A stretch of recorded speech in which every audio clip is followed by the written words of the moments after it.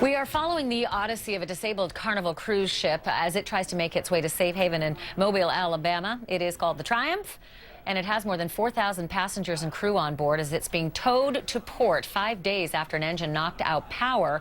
And even worse, the ship's sanitary systems, many of them. All of that in the middle of the Gulf of Mexico. The ship's ETA has been pushed back, Carnival saying still 7 to 10 hours away from dry land. And you can bet when the passengers get their land legs back, some of them are going to use them to head straight to their lawyers' offices. I'm happy to be joined now by Mitchell Proner, who is here in New York with me. He's the lead attorney representing the victims of the Costa Concordia.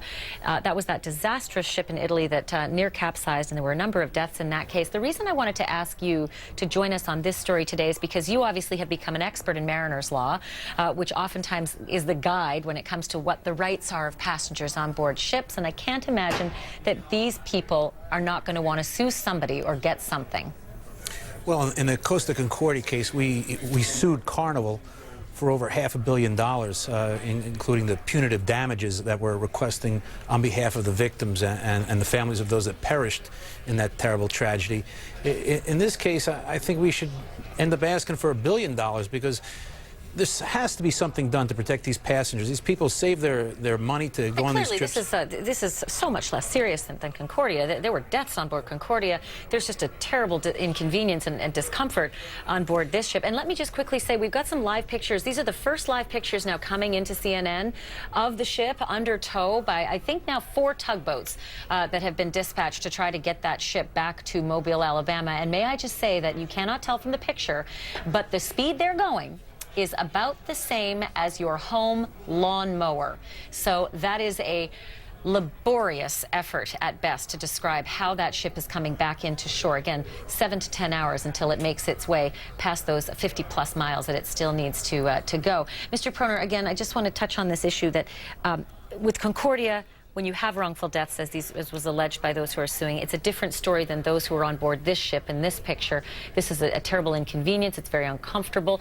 But they have tickets with small print that says, you can't sue us for anything, effectively, don't they? Okay, well, just to be perfectly clear, I'm actually representing family members who lost relatives on the Costa Concordia. And so I don't mean to minimize their losses. Sure, of course. 32 people died. Right. It's a horrible tragedy. Nonetheless, it's the same parent corporation, Carnival Cruises. Carnival is the parent corporation of the Costa Concordia, and they do have limitations that they seek to enforce in these cases. The limitations include form selection clauses where people can sue, and they also include limitations on damages.